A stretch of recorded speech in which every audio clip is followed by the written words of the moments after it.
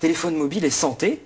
Mais moi, j'étais totalement surpris de trouver cette brochure. Je savais même pas qu'il y avait l'ombre d'un problème. Je vais vous dire, moi, mon fils, il parle à sa grand-mère avec le portable. Et pour moi, il n'y a jamais eu aucun souci, puisque c'était l'effet des gens qui sont un petit peu machin. Et là, tout d'un coup, je vois que le gouvernement, que des agences professionnelles sortent des documents dans lesquels ils disent, attention, il vaut mieux éviter de téléphoner en se déplaçant. Alors ça, je trouve que c'est le plus beau. Ils réinventent la téléphonie fixe. Et puis alors, ils disent, attention pour les enfants. Et là, je crois que c'est là où il faut vraiment être très précis. C'est que visiblement, vous dites qu'il y a un consensus international. Eh ben, le consensus, je ne l'ai pas trouvé. Il y a notamment un rapport Stewart qui a été fait en Angleterre par Stewart. Alors c'est vraiment, il est de la National Radiological Protection Board, c'est l'équivalent de l'AFSE, et lui il dit, je préconise l'interdiction du portable pour les enfants de moins de 11 ans.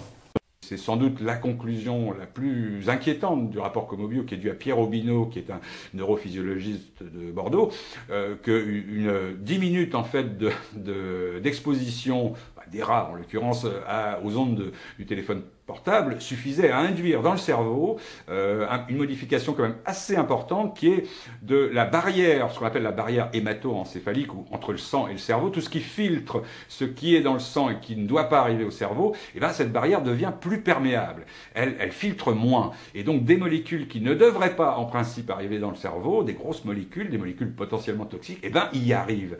Il est quand même écrit, je me pose donc la question d'un éventuel toxique ou d'une autre nuisance en rapport avec son domicile. Elle me signale être à proximité d'une antenne de téléphone portable. Je n'ai aucun argument formel me permettant de conclure définitivement un lien de cause à effet, mais les coïncidences sont assez troublantes. Quand quelqu'un, d'un médecin d'un hôpital parisien se permet d'écrire ça, c'est sérieux quand même, hein.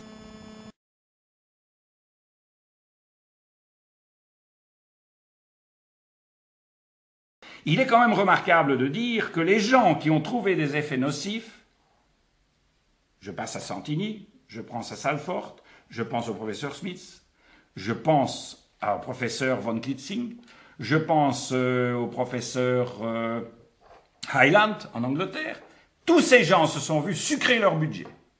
Ils n'ont plus eu de budget du jour au lendemain à partir du moment où ils ont trouvé des effets nocifs.